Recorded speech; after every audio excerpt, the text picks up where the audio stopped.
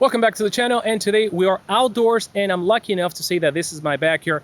But into this video, we're going to be talking about three lenses that are rumored to be announced. The first one is going to be the 18mm to 45mm f4 to 5.6. Second lens is going to be the 24mm f1.8 macro lens, and the third one is the 100 to 400mm f5.6 to 7.1. So if you want to know what's going on with these lenses, stick around.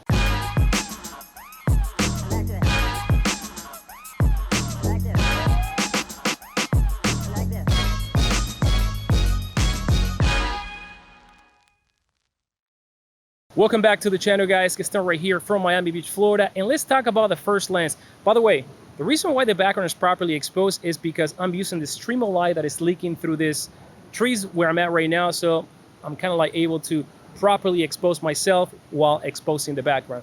And excuse if the light is in and out because there's a cloud passing by. Let's talk about the first lens, the 18 to 45mm f4 to 5.6. And while this focal length is a little bit weird because it's not 18 to 50, it's 18 to 45, and the aperture is variable, most likely we are talking about a lens that first is not going to break the bank, and also a length that may become really, really popular.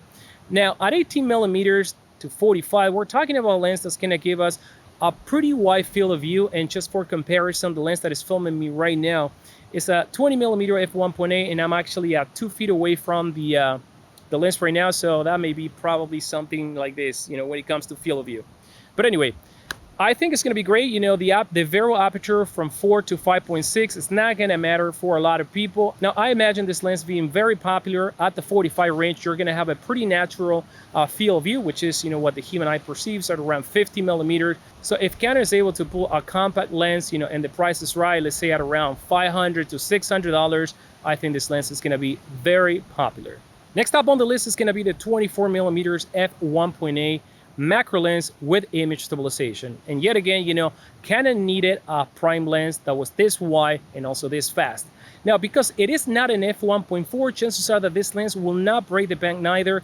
And the other advantage to this lens is that it has macro capability, so I can see this lens, you know, being a favorite lens for a lot of those macro photographers or videographers that enjoy that perspective distortion. Now let's talk about the third lens, which is the 100 to 400mm with a variable aperture of f5.6 to 7.1. It also going to have image stabilization.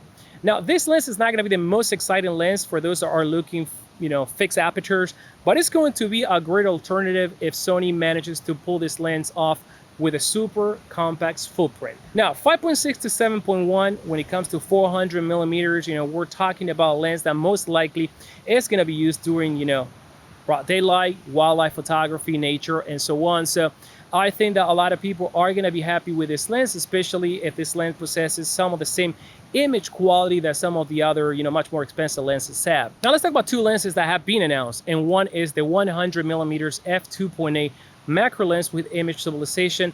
And this one has to be a lens that was due to happen, and in fact some units have been shipping, but apparently this lens shipment has been stalled because of some of the constraint with supply of some of the electronic components. Now this is happening all across camera manufacturers, so a lot of the lenses that were due for 2021 most likely won't see the light until 2022.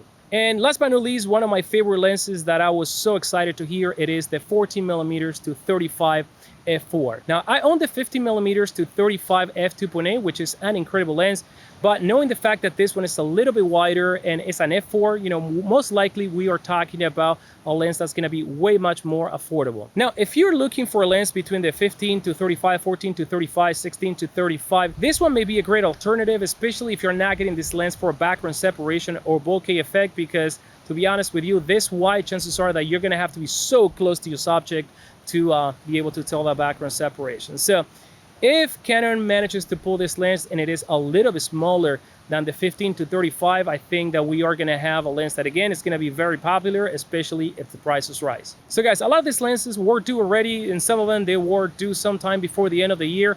But like I mentioned before, arm yourself with patience, because most likely a lot of these releases are going to happen in 2022.